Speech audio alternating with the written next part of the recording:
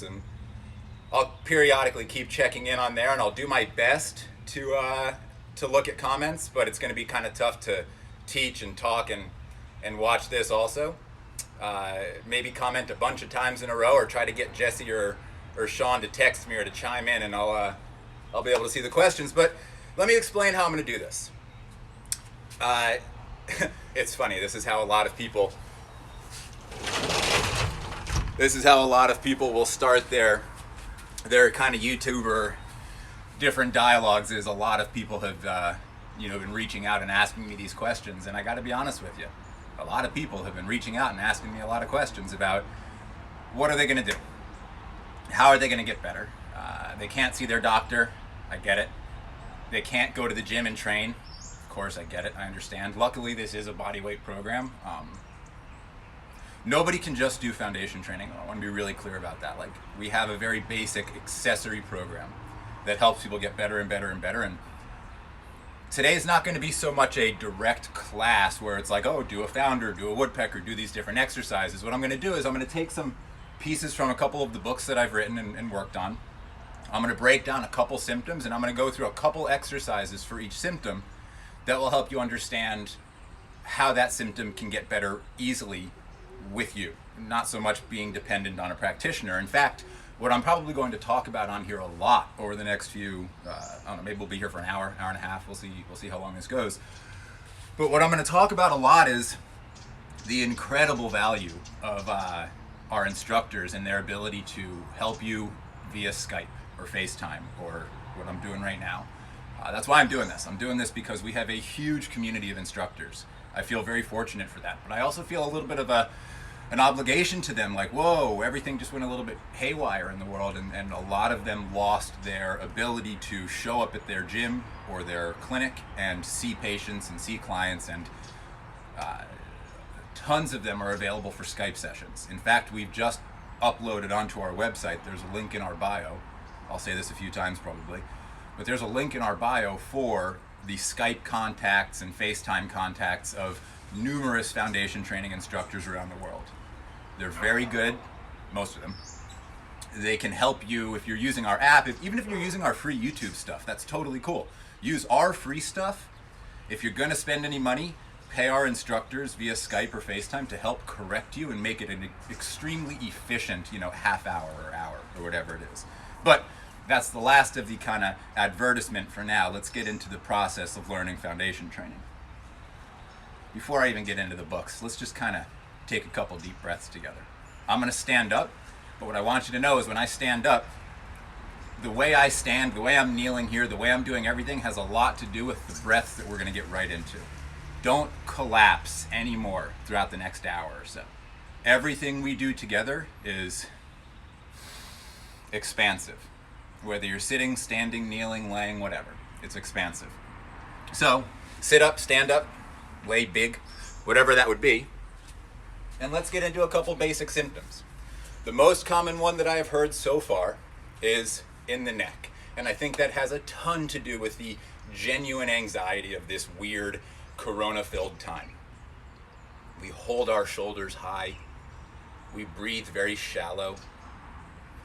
We let the carriage of our neck drive us forward. And all of a sudden, we've got this series of tightnesses that need to be addressed. So for the next 10 to 15 breaths, let's do our best to address them by breathing into two areas on the ribs.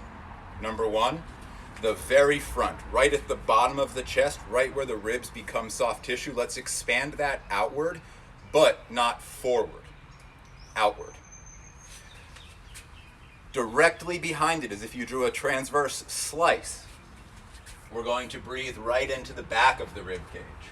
And I'm going to show you a quick picture of what that looks like.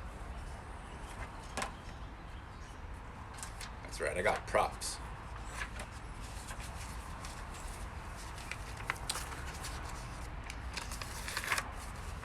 When you're breathing, I want you to think of breathing into the back of the rib cage. The back of the rib cage doesn't get expansive because the front of the rib cage dropped down and sunk in and everything drew forward. It's quite the opposite. It's like an umbrella that's opening at all sides, and I want you to do a really good job of breathing as wide and dense and front to back expansive as you can, regardless of the position you're in right now. If you're standing, join me in a simple measuring stick where the thumbs are right at the base of the rib cage, the pinkies are right here at the pelvis. I'm inhaling through my nose for 2 reasons right now. Number 1, the whole fucking world is sick. Breathe through your nose. Number 2, it's a much smaller pathway. And when you breathe in through the nose, it forces much more musculature to inhale. And your ribs naturally get bigger. Your abdomen naturally gets denser. So in through the nose, preferably out through the nose. Let's go. 5. Expand the front, but don't dive forward. Expand the back as well. Think of 4 or 5 seconds in, hold for 5 or 6 seconds, and then about 10 seconds out. Maybe 6 to 10 seconds out.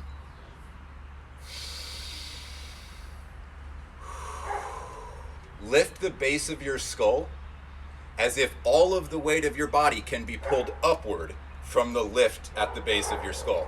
And notice that I'm pointing to the back of my head when I say base of my skull. I'm lifting the weight of my head off these muscles into these muscles. Go ahead and split your stance if you're standing. The reason we're doing this is we want to create a little bit of a central tension. When we're breathing big into the torso, that's what decompression breathing in is, this broad torso breath. When we're breathing large into the torso, what we want to do is make sure that we have an anchor underneath it. The pelvis is sort of the central structure of the body. That central structure has a lot of pulleys below it, not just above it. The bigger we get up above, the tighter we want to pull below towards center. Not so tight that it shrinks us down, because we're not pulling at the abdomen. That expansive breath occurs at the torso up, and the contraction, the anchor, the scissoring motion, the pelvic stability occurs from the hips down, especially in muscles called the adductors, the groin muscles, the medial hamstring muscles. If you're in a split stance like I am right now, there's a direct correlation between the breadth front to back of the breath, the density and the height of the head, with the capacity of your body to contract the adductors at the base of the pelvis, creating somewhat of a traction, like a built-in regenerative traction at the spine, at the ribs, and a centration at the hip joints. So that centration here is just as important as the lift here and the expansion here. Let's try to put those things together slowly, very slowly. Switch legs. Lift the base of the skull high up as it can go. Take the weight of the skull into the front of the neck. Think of that photo that I showed you, maybe I'll show you again if some new people have joined, of the back of the rib cage expanding, and really get the back of the ribs to create sort of an upward curvature of the thoracic spine. That upward expansion of the thoracic spine doesn't let the rib cage drop, and the whole lift of the torso provides more pull of that scissoring tension inward. Let me show you a little bit more here about what I'm talking about.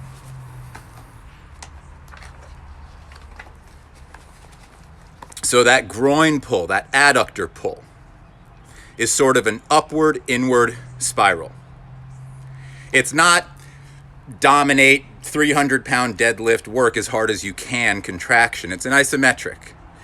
It's a basic tone toward the center of the pelvis, but notice it's toward the bottom of the pelvis. All right? The pelvis that you feel, the hip wings, the movement, that's all pretty much above these muscles. So the tension, the tone should be coming from below the pelvis, not above it. This, coupled with that expansive breath, wherever that went,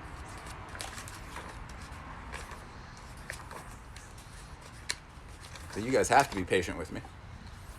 Well, you could leave, but that'd be silly. We'll get there. This is what I get for taking out my note. If you're still breathing and doing that pose, you should probably stop. Take a break for a minute. I might have to come back to that one. Here, I'll use this rib cage. This works.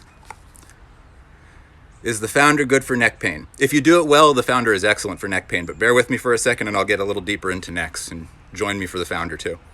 So if you can notice on this, I don't know if you can see the colors, but there's a blue part and there's a gray part. The blue part is the rib cage, the spine, the skull. Particularly the rib cage in this case is what needs to expand. And it doesn't need to just passively expand where the back of the spine shortens. It needs to broadly expand where the entire rib cage expands.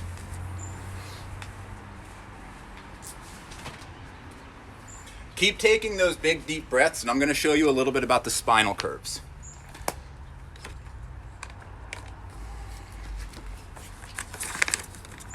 I've never taught a class like this. It's very interesting.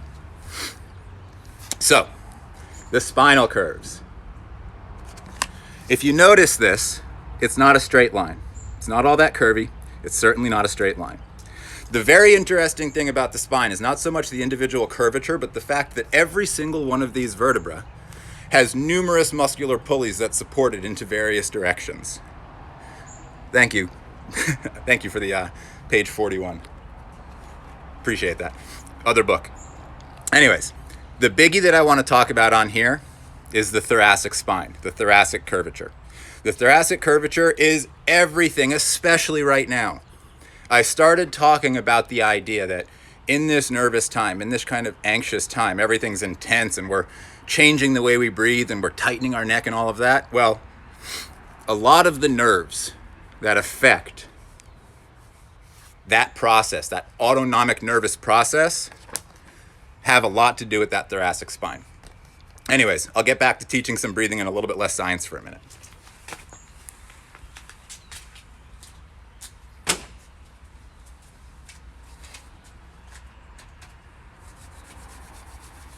So the idea here is that we're going to recruit pelvic tone tissue, pelvic musculature, the adductor muscles, the groin muscles, the medial hamstring muscles, and if we do that well, it will naturally help us recruit the glutes, the hamstrings, the back muscles, the posterior chain. So the predominant prerequisite motion that we have here is going to be this subtle spiraling inward. And that looks like the outside edges of the feet are parallel, but there's a little bit of a spiraling. There's a continuous twist up towards the medial pelvis that recruits the muscles of the groin. We pull away from that by lifting the muscles of the neck. So the guy that asked me if the founder is good for the neck, this is a detailed founder that is good for the neck.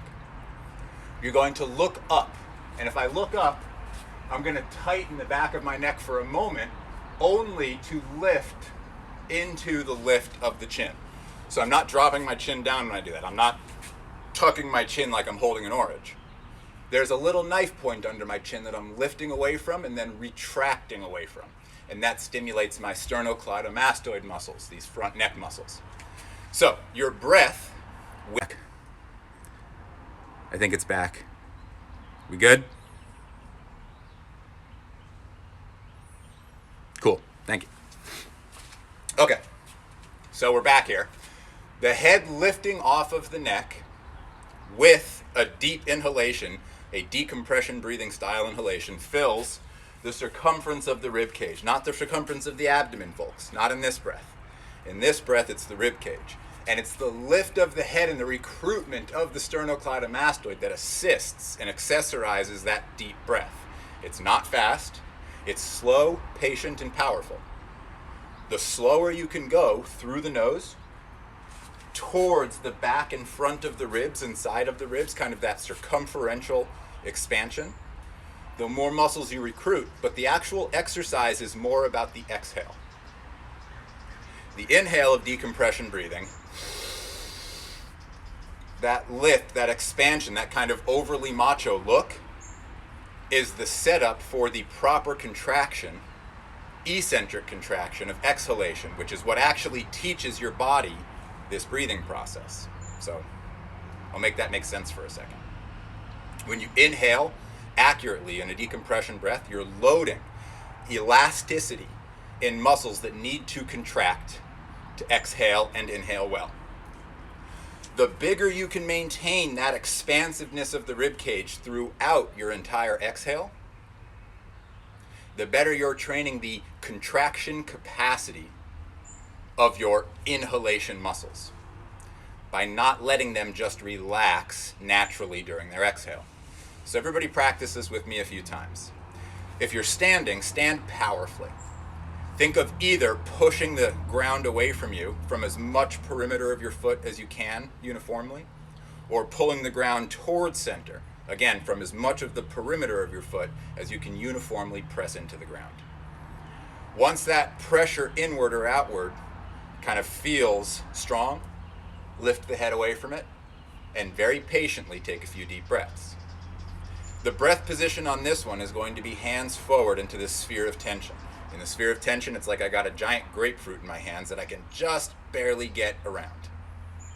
That allows me to breathe into the posterior edges, the thoracic edges of my spine. Don't dive into it. That's not right. Lift the skull. Feel the natural tendency to take a deep breath and push the ribs forward. And then don't let that happen. Allow the expansive breath to happen, but push the ribs up behind you, like to the wall behind you. It's aggressive, it's challenging, it's a very distinct resistance that your body's not necessarily used to, but that expansive breath allows your body over time to improve its baseline respiration. Even if it's just 3%, 5%, 10%, whatever it is, you breathe thousands and thousands of times a day, you want the mechanics of your breath to be decent, at least decent. I mean, good and perfect, that ain't gonna happen, guys, sorry. But decent feels great.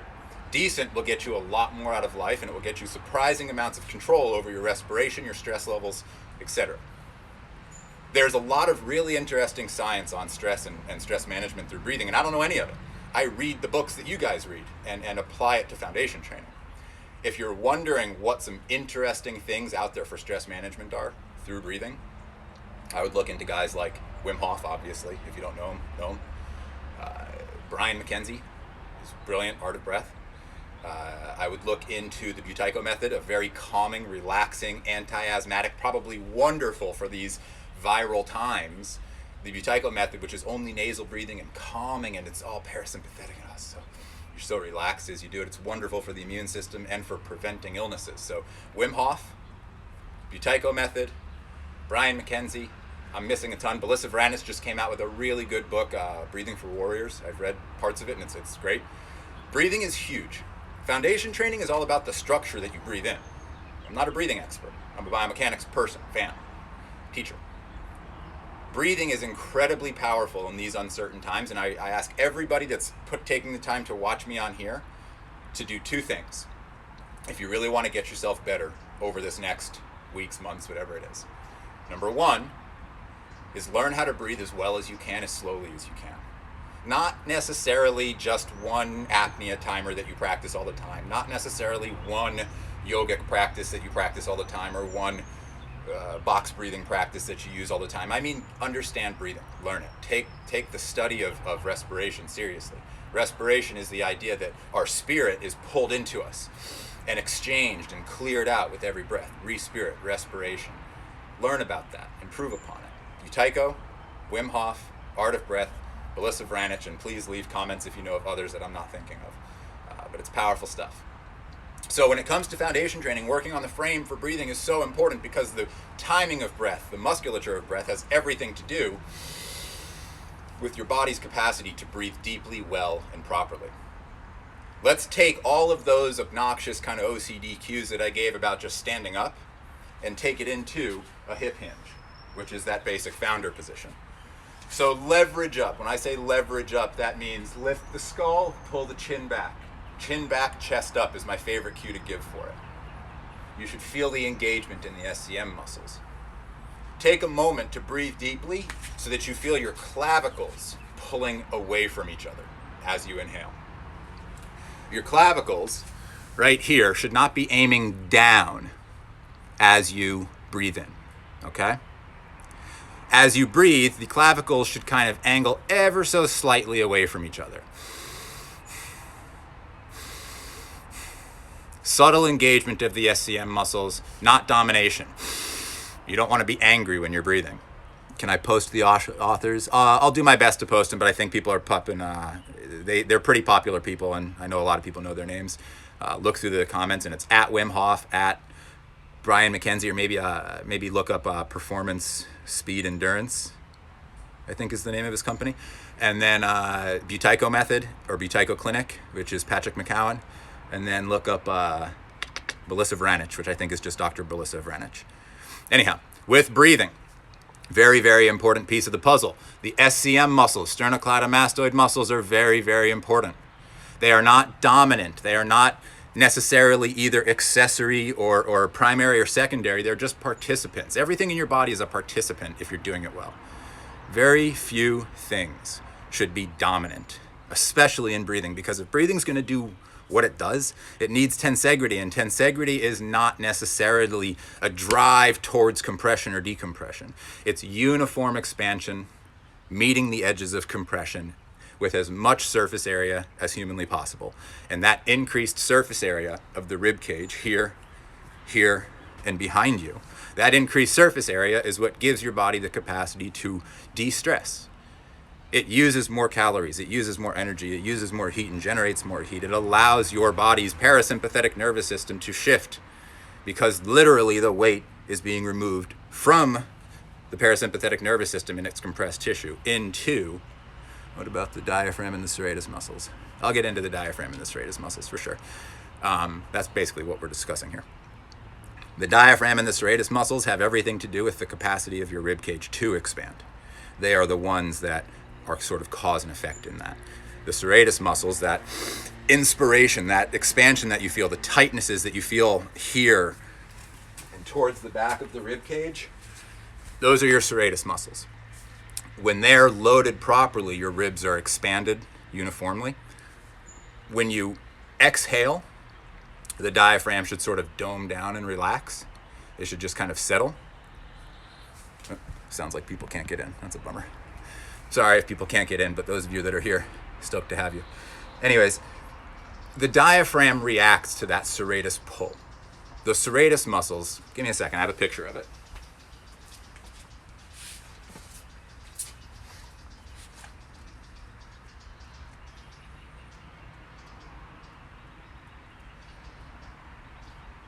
Ooh, I got two pictures. All right. Man, I got props. I feel like a real teacher here. Okay. So, the serratus muscles, right there. That's some of them. It's not all of them. What's more important is the directional beacons you see as arrows. The directional beacons, those arrows, those show you where your ribs, when they're moving well, where they want to move, where they want to go, how they want to expand. The serratus muscles, when pulling against one another, when they serratus, posterior, inferior, superior. Yes, that's right. Those are accurate. You can't see the anterior on this one, but I appreciate the anatomical discussion. NK, NJKDC. Oh, you're a doc. You get this. Anyhow, serratus muscles. There's another over here. There's another uniform group of 4. What you see here is the diaphragm. Those serratus muscles are for expanding and contracting the diaphragm well. Again, not perfectly. We're not looking for perfect breath. We're not looking for perfect anything. We're looking for decent. And decent is fucking hard to find in the current human population. So we're trying to expand upon the rib cage to the best of our ability. We're trying to teach the muscles of the diaphragm, oddly enough, in the exhale, not in the inhale. Oh, look, somebody said Dr. Oh, no, I think you're saying Dr. Belisa Vranich, maybe? But that's cool. I would check out any of these yeah, there you go. Any of these summits that people are putting on, any of like the free stuff that people are putting on, check it out, man. We're home. Homeschool yourself. Anyways, the serratus muscles have this capacity to stimulate diaphragmatic contraction to the best of my ability, to the best of your ability, to the best of everybody's ability. The problem is a lot of the postures that we get in, and I don't know if you can see this, and I know this is kind of small, but I'm doing my best here. There's a group of small little muscles right here that can either hurt you or help you. And those small little muscles, that's your suboccipital triangle. It's kind of right where the skull meets the neck. And it's actually the shift in those positions. I'll stand and show you. Or I'll kneel and show you. It's the shift in this position that drives the inability of the serratus muscles to expand accurately, and instead drops our sternum, and that sternal weight gives us the wrong kind of back breathing. The back becomes a cage, our shoulders drop forward, and maybe we look like we can fight, but it's a very protective, guarded, shallow-breathed, kind of dominant structure. And it's where most people are, and it's where a lot of us tend to train ourselves to be, and it's where a lot of different strength things seem to not be able to like break through plateaus because of this tightness. And everybody does this stuff, and they do rows and these things, and I love stuff like that, and it's really good for the posterior capsule, maybe for the lat, maybe for the traps or the rhomboids, maybe to open up the pecs. But it's the serratus musculature. The stability of the shoulder blade has a lot to do with your serratus anterior. The ability of the shoulder blade and the levator scapula tension that everybody has to relax has almost everything to do with the tone of the serratus anterior and the pull that it does against the shoulder blade. Patients that have carpal tunnel syndrome, thoracic outlet syndrome, frozen shoulder, cluster headaches, chronic kind of pops and cricks and just can't quite get it right, especially if when you lift your arm up it hurts. Like this, it hurts. If you're lifting and moving your shoulders from these caveman-like positions, you got to evolve a little bit. You got to catch up with the times. The shoulder nowadays moves from here. The back doesn't just straighten out and hold, it stays big as the shoulders rotate. Breathing should facilitate what I just did. It should facilitate that rotation. It should facilitate the ability of the sternum to drive outward through the pecs just a little bit so that it provides kind of a reciprocal outward pressure to the back as the back expands. In the lungs, as they expand, there's a really interesting thing, the pleural space, the space around the lungs that kind of creates a counter pressure, a subtle counter pressure that doesn't allow the lungs to overinflate. When you're breathing into your rib cage, I want you to think of giving that space as much tension and expandability as possible. And it's the front of the lungs, the side of the lungs, the back of the lungs. As you get into that, so somebody just asked about scoliosis, and I'll be honest with you, this is my best answer to scoliosis by far. My best answer, not necessarily the best answer. But scoliosis is a compressive curvature, like a tilt that the weight of it's just too heavy. The body it just starts to adapt, and those curves eventually become efficient, to the best of their ability, and your body remains efficient.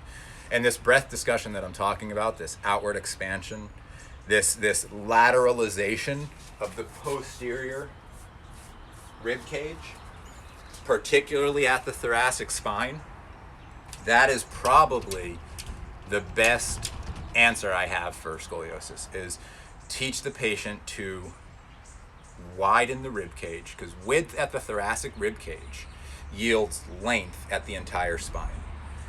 Think of that. If you're a doctor, especially, if you're an anatomist, especially, if you're a PT or a masseuse or a Pilates instructor, if you're somebody that treats people, space at the thoracic spine, accurate bucket handle-like movement of the thoracic spine, one rib at a time, away from center, front, back, and sides, yields vertebra to vertebra to vertebra, subtle spacing, tractioning.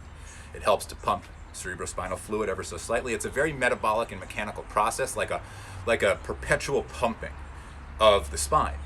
of the breath, of the tissue surrounding the heart, of the tissue over the liver, of the diaphragm, of the stomach. And each of these abilities of the rib cage to move has to do with an individual joint along the spine. And a scoliosis is little more than the culmination of numerous joints along the spine trying to find continuity from a pelvic base that just ain't right. The pelvic base is off or rotated, and the pelvic base is not a base like this, by the way. The pelvic base is two hemispheres with individual motion at the hemisphere. There's a pubic symphysis as if it was between my pinkies. And there's this motion like this. And then there's these two hips that guide that motion. So there's a rotational component. It is just not as easy as people think. There's so many things, there's so many ways that things can go awkward in the hips and the pelvis and the spine. Scoliosis is a roadmap if you take the time for it. And some are not functional, some don't change. And some do change a little bit, and some do change a lot. All of that typically has to do with the discipline of the patient, the capacity of the patient to get stronger, to stop doing things that are compressing them and hurting them. But the treatment is the patient's action every day of expanding the torso, expanding the rib cage, lengthening the spine with the center of that length being at the thoracic spine's width and the front of the sternum. And that thoracic spine width will, in time, with centering exercises like foundation training, like Pilates, like yoga done very well, like resistance training done very well, weightlifting done very well, those exercises with things like foundation training and decompression breathing will cause the pelvis to centrate, allow the pelvis to centrate. And when the pelvis centrates, we will then get a perpetuation of scoliotic changes that improve, but not until the pelvis centrates. Let me clear my head for a second and read a couple comments.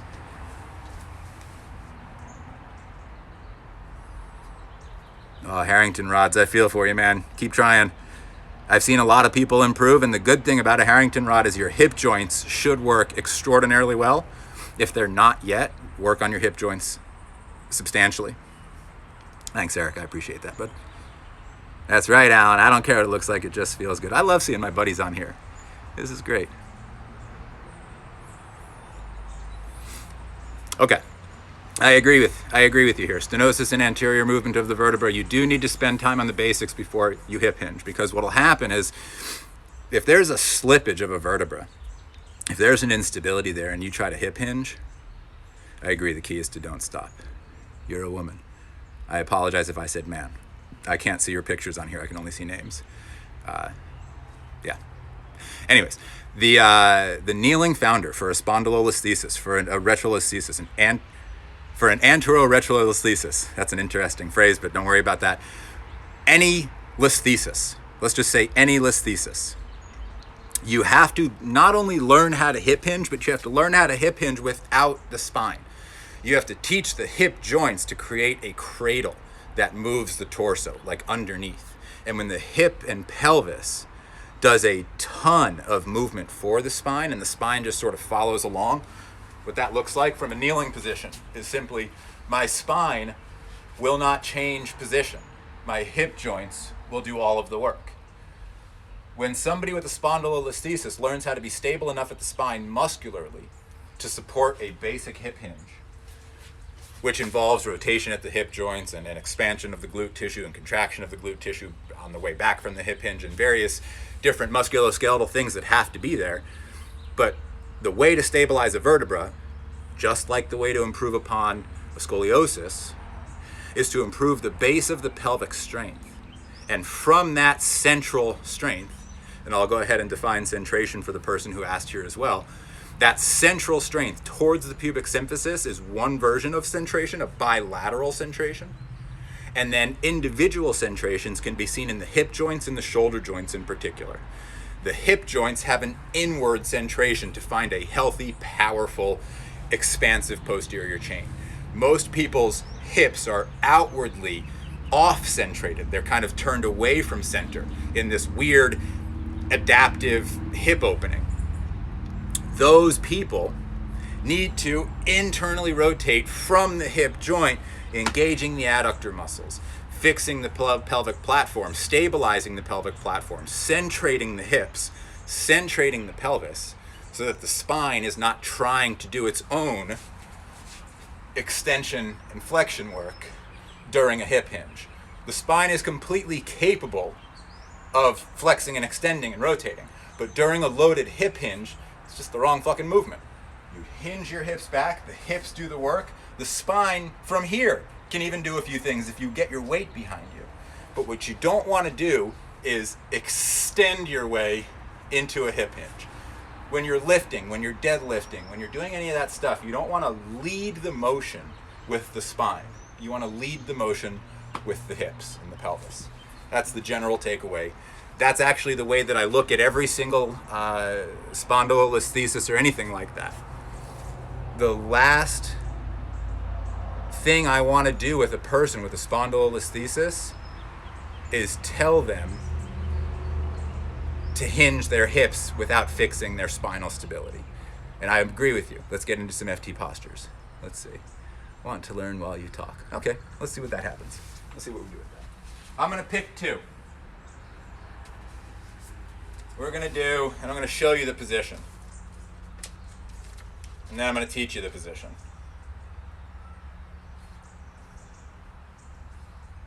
All right. Standing lunge decompression. Sorry for the dog barking. Bear with me here. Okay.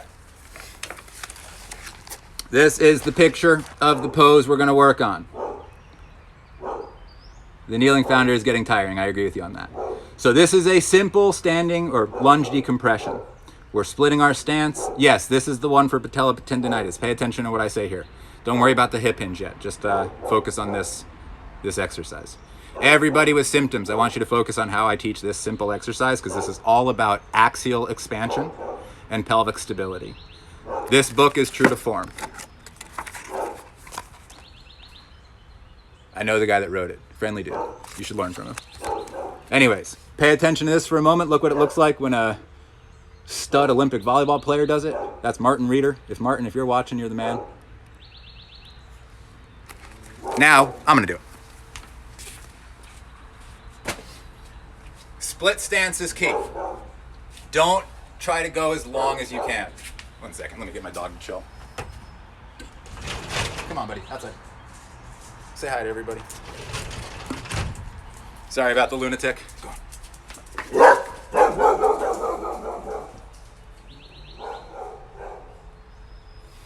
In this lunge position, don't go for a super long stance. You don't need to be here. Try about here. Just square hips, powerful hips. Chin back, chest up. Big chest breath.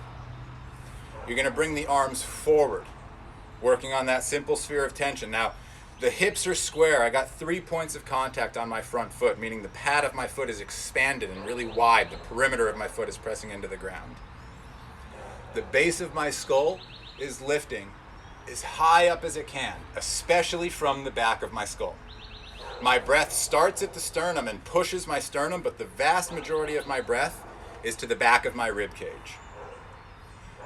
My legs are trying to pull my mat to center, like a pair of scissors closing. I'm not trying to use my hip flexor to do it. This isn't my hip flexor, this is my psoas. I'm trying to use my hip flexor to do it, the right one, the one from the hip down to the knee. And it should feel like the back of my front leg and the front of my back leg are pulling at each other with a subtle convergence towards center. And I'm going to take about 10 deep breaths into the back of my ribs. Actually, you're going to take 10 deep breaths into the back of your ribs. I'm going to go make sure my dog's not killing anybody. I'll be right back.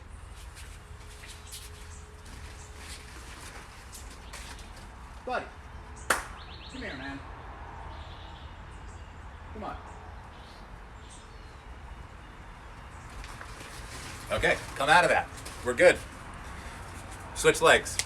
Right leg forward, left leg back, or whatever the opposite leg is that you were on. Chin back, chest up. Again, that's the key cue that I give all the time, and it's not like you're pulling your chin back as hard as you can.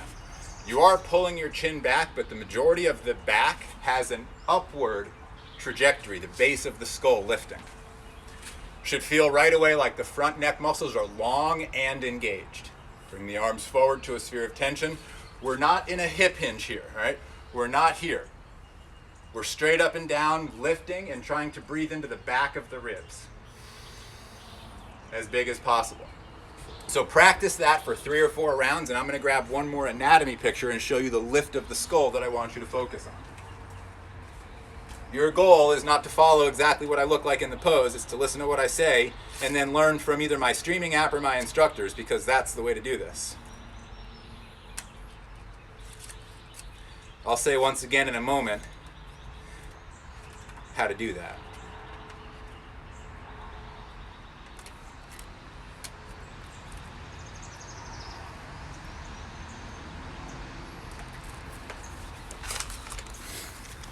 So when I talk about lifting the base of the skull, this is what I'm talking about. How far from each other laterally are the legs? The legs are like hip distance apart, width-wise. So they're not on a balance beam, but they're not super wide. So the SCM muscles, this is what I'm talking about. That backward retraction of the chin is not pulling straight back. Notice that there's 1 arrow going back and 2 arrows going up. That's what I'm talking about here. Dustin Duricki and I, the guy that has started foundation training with me from day one, has worked very hard on these images and getting these books together with me and stuff like that so that we could try to explain what the hell's going on with the anatomy that we're talking about. So again, if you don't have true to form, I'd love it if you got true to form. If you want to do something that supports foundation training, you can do it one of 2 ways. The best way is to go on the website on the link that's on our bio right now and just work with a foundation training instructor during this wacky time via Skype. We don't get any money from that, but our community thrives from it. We have tons of instructors on there with a lot of skills. They can all help you while you're sitting there stuck at your house, stuck in your apartment. You could be doing a badass foundation training session with all sorts of doctors and trainers and coaches, professional surfers, all kind of people. We've got a really interesting community. The other way that you can support us is either buy a book, True to Form or Foundation, or buy our app. Go do a year membership or a month membership on our foundation training app on streaming. You have no fucking idea how hard we have worked on putting these things together for you, and I'm so happy to see it starting to thrive. It makes me so happy. Back to the exercises. I'll pick another one. You know what? We'll do the kneeling founder. I've had a couple people talk about spondies, so we'll do kneeling founder. The kneeling founder is one of my favorite exercises in foundation training. It's all about weight distribution. If I wanted to do this exercise inaccurately, I would sort of sit back and have a lot of weight into my feet. Even as I hinged, I would have my weight into my feet. That's not what I'm talking about here. In the kneeling founder, the way that we do it, all of the pressure is through the knee joint. 99.9% of your body weight. The other 0.1% is just leisurely touching the ground, but barely. And it's just the dorsiflexed big toe. You see how I'm already falling forward? That's what you want in the kneeling founder. So the weight is driven entirely through the knees. And then we get into a very simple breath pattern. Rib cage, thumbs at the rib cage, pinkies at the pelvis. The base of the skull lifts. Think of that anatomy image that I just showed you from True to Form. And we breathe into the circumference of the rib cage. Take 3 or 4 big deep breaths, keep the weight through the knee joint, and then simply draw the hips back without any weight to the feet. Again, the weight is fully here. You feel the tension building at the lower back. You feel mild tension at the glutes. Squeeze the knees in, and that brings more tension into the posterior chain. And then the arms come forward. There's not weight on the toes. If anything, I would love it if when you're doing this, you fall forward like that, as you're actually leveraging the posterior chain accurately. And the exercise is all about widening the thoracic spine as you press the fingertips together in front of you, like there's a tug of war from my middle finger to the middle of my lats getting wider. And the exercise is just holding that position as I hinge a little further, little further, little further. You can do hip huggers from this position. You can do the platter exercise. You can do the mofos. You can do shoulder tracing. You can do all sorts of stuff. The value is learning the base position. I'm going to reiterate, we have tons of instructors in the foundation training community that are easily qualified to help you during this viral process when we're stuck at home. We have a page on our website now that's linked in our bio that lists the various instructors, Skype contacts, FaceTimes, whatever it is, level 1 or level 2. Some of them are extraordinary. Symptom Relief has to sort of adapt a little bit as the world is changing, and I really believe in our ability to help most things, kind of the 80% rule. If you're dealing with general chronic pain, chances are 1 or 2 or 3 or 4 sessions with one of our instructors will probably generally help you. It'll probably help you get most of those symptoms to alleviate somewhat, sometimes all the way. But I do recommend that you try it. And I'm concerned about my community, man. We have 1,100 instructors. Most of them own gyms or clinical practices or massage practices or physical therapy centers, or they work as a trainer or a coach or an X, Y, or Z in a physical space. And if you ever wanted to support foundation training, now's the time to do it. And you do it by supporting our community, by going on our website, finding these instructors, working with them patiently and slowly, and using this time for self-study as they teach you the basics of this work. I can't recommend it enough. Anyhow, I'm going to hit pause on today's Instagram Live, but I will do this again very soon. I'm going to pay attention to the comments here. I'm going to talk to the crew and see what they got out of this, and I'm going to take some advice and see if we could do it a little bit better. But you have my word that I'll be back very soon, because it's the only way that I can push you to utilize foundation training instructors all around the world via Skype or whatever. Thank you very much for being here. I hope this helped you to some degree. If it didn't, hey, keep trying. Find something else. There's a ton of stuff out there. I really appreciate y'all, and I hope you feel well.